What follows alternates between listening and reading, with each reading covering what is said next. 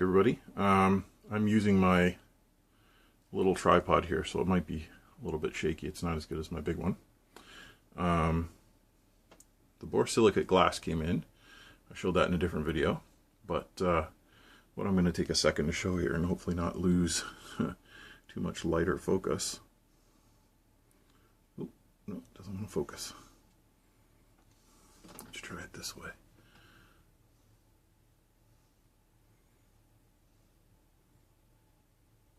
Huh.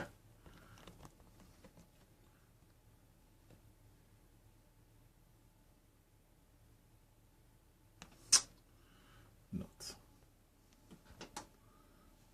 Let's try focusing here. Okay. This will work.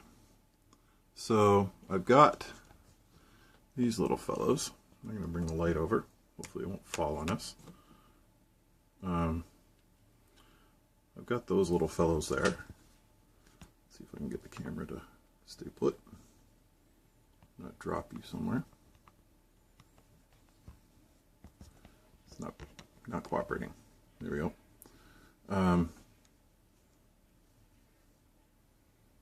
course, it just lost focus. There we go. All right. What I've got is a nylock nut on the bottom. Cheap little steel washer, salvaged spring. Now that little spring has some pretty good tension in it, but it's only about 1 centimeter long, uncompressed. Then there's a steel washer, and then there's a motherboard mounting pad / washer, and that makes sure there's no shorts from any of the traces. Now the top of this hex head M3 screw, all of them actually, the head doesn't come anywhere near any of the traces. If I found them to, I would get some of that motherboard mounting pad, put it on the top, or who knows, something, because there's not much. Actually, I'll pick you up.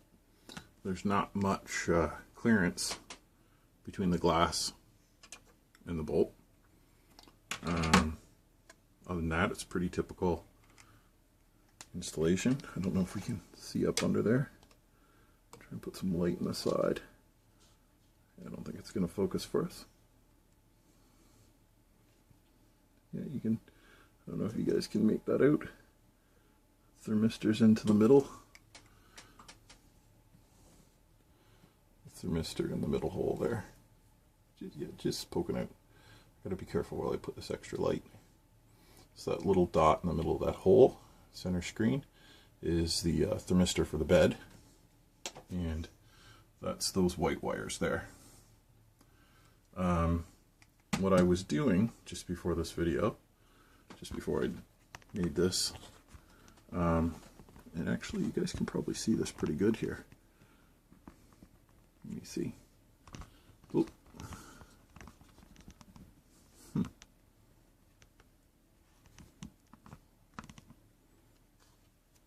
There we go. This head moves evenly over the whole bed. So I would say one of my concerns is whether this rig was square, but with all these gaps set using, I had a piece of metal that I stuck in between the aluminum and the bottom of the circuit board, and I went around all the edges and set the compression default to be the same. Of course, then I put the glass on top and read it again to check it, and that's just using an Allen key, and then I've got one of those little mini wrenches that comes with RC cars, and actually the fat end of that is what I used for the depth gauge. Anyhow, I've tested the bed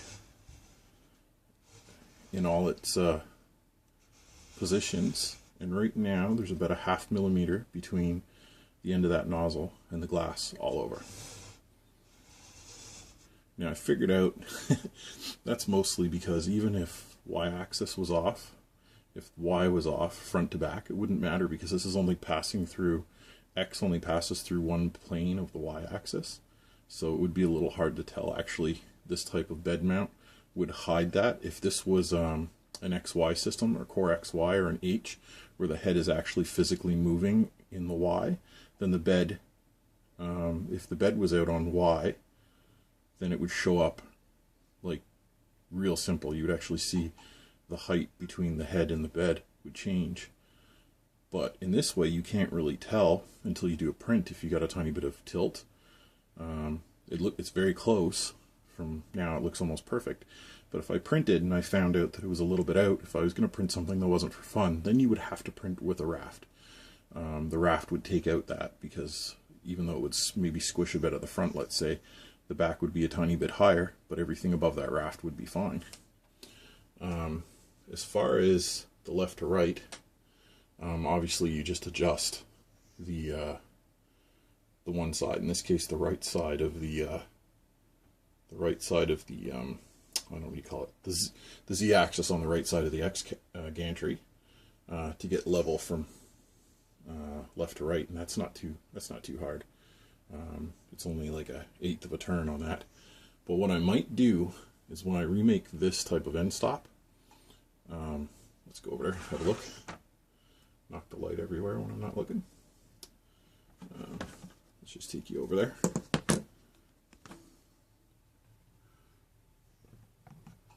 A little bit messy down in there. Possibly not even very easy for you guys to see that. So, okay, yeah.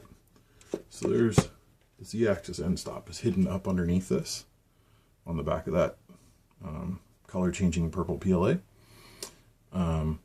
So when this moves, I don't know if you heard that click, but that's the end stop for that. I might redesign this bracket and then make a mirror image, and then actually have dual end stops for that. So when the Z-axis homes, it'll home both sides every time for me. Marlin supports that, and it's probably going to be a good feature to build. I'll get it working with just the 3 end stops at first, but it's only easy to order a bag of end stops. I think it's like $2 on eBay. The only thing is you got to wait 45 to 50 days here over this holiday season that's coming up. If you order something now, it's a crapshoot if you're seeing it before Christmas. So I'm in no big rush for that. Something I mentioned on the last video. We're just going to pop up here. Take the light with.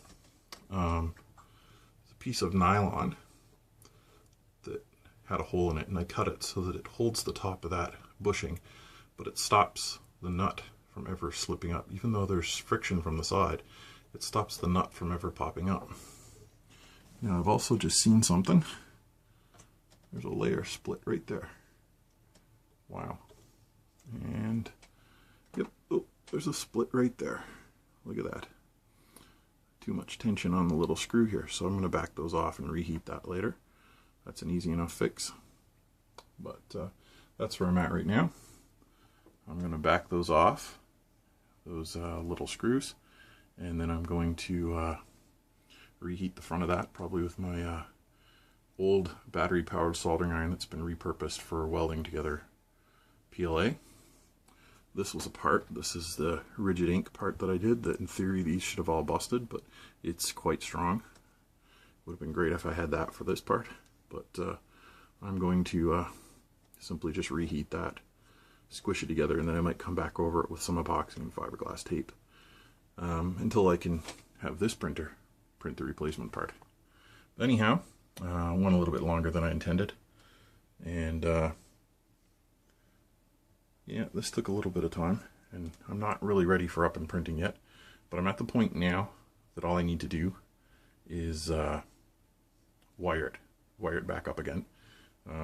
Obviously I gotta put some ends on the thermistor, and I'm not gonna hook the heat bed up to actual power yet, because I want to just try printing with PLA right on the glass, or if I put a covering on it or something, and then I'll worry about the heat bed after I get everything else working. And yeah, well, anyhow, if you have any questions or comments, put them below.